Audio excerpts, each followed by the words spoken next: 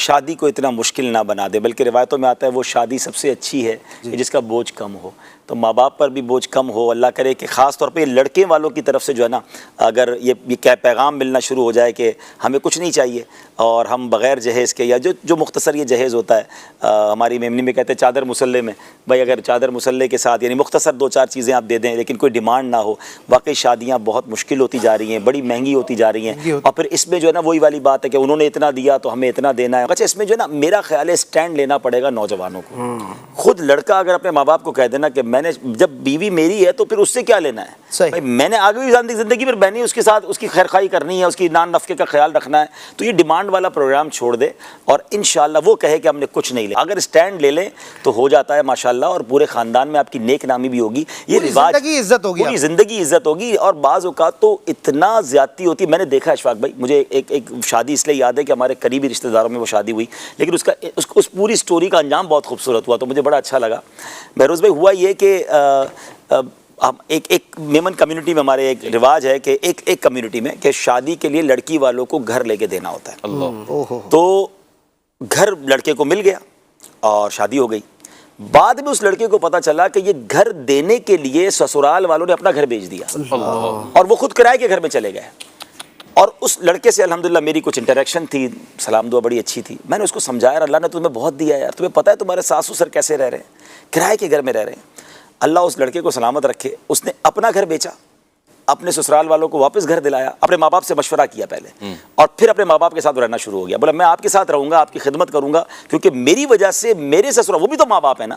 اور وہ کرائے کے گھر میں چلے گئے اپنا گھر چھوڑ کر۔ آپ جو اشفاق بھائی نے جملہ کہا نا، اب تک اس بندے کی اپنے سسرال میں جو عزت ہے نا، یعنی وہ رو کے دعائیں کرتے ہیں اس کے لیے کہ ایسا داماد کب ملے گا کہ جو ہمیں گھر لے چکا اور گھر بیچ کر واپس ہمیں گھر دلایا۔ تو یہ وہ مثالیں ہیں جو ہمیں سوچنا، مطلب یہ میں کیسے خوش رہ سکتا ہوں کہ میرے پاس میری زوجہ تو آ گئی، میرے سسرال والے قرضے میں چلے گئے۔ کچھ خاندانوں میں ہے ایسا ماشاءاللہ، جو کرتے ہیں نا وہ کہتے ہیں ہم اپنی بہو سے کچھ نہیں لیں گے، اور پھر اللہ پاک نے ان کو عزت بھی دی، اور کم نہیں ہوتا یار، ہمارے نصیب کا ہمیں مل کر رہے گا، کسی کا لے کے، یعنی شادی کے چکر میں بوڑھے ماں باپ کو مقروض ہوتے دیکھا ہے، ساری زندگی وہ بیٹی تو بیاہ دیتے ہیں اور پھر ساری زندگی قرضہ اتارتے رہتے ہیں۔ کیوں کرنا ہے ایسا بھائی؟ اگر اللہ نے آپ کو نوازا ہے تو یہ جہیز کو ختم کریں، اور یہ جو سادہ جہیز ہے اس کو لے کے رکھیں۔ ہماری بہنوں کی عمریں بڑھ رہی ہیں، شادیاں نہیں ہو رہی۔ اچھا لڑکے بھی پریشان ہیں، دیکھیں گناہوں کے دروازے کیوں کھول رہے ہیں کہ شادی کو اتنا بوجھ، اتنا مشکل، اتنا مہنگا کر دیا گیا کہ غریب آدمی تو سوچ کے حیران ہو رہا ہوتا ہے کہ اتنی بڑی دعوت بھی کرنی پڑے گی۔ شادی کے لیے کوئی دعوت کی ضرورت نہیں ہے بہت بڑی، بھائی آپ گھر کے لوگوں کو 4 دوستوں میں ولیمہ کر لیں۔ اچھا دیکھیں جب یہ کووڈ آیا تھا، لوگ کہتے ہیں، میں 2-3 باتیں کہتا ہوں، کووڈ آیا تھا دعوتیں نہیں ہوئی، میں نے اتنی سادہ شادیاں دیکھی، گھر کی چھت پہ شادی ہوئی اور 15-20-25 لوگ آئے اور شادی بھی ہو گئی۔ میں نے کہا کاش یہی فارمولا کووڈ کے بعد بھی جاری رہ جائے۔ ادھر کووڈ گیا، ادھر جناب پھر ہال بھرنا شروع، اور وہی مہنگی مہنگی دعوتیں۔ دوسرے نمبر پر کووڈ نے تو بہت چیزیں سکھائی نا، جب یہ کووڈ کے بعد پابندیاں تھیں، میں تو اتنا حیران، میں ایک دعوت میں کھانا کھا کے باہر نکلا 9:30 اس کے بعد بجے، اللہ اکبر، میں کہا یا اللہ یہ بھی پاسبل ہے۔ اچھا جب ہم کہتے تھے نا دعوت جلدی کر دو تو کہتے مہمان نہیں آتے، اور بھائی قانون کے چکر میں تو سارے آ گئے، آپ اپنا قانون بنا لینا کہ بھائی ہماری دعوت 9 بجے۔ اچھا میں کچھ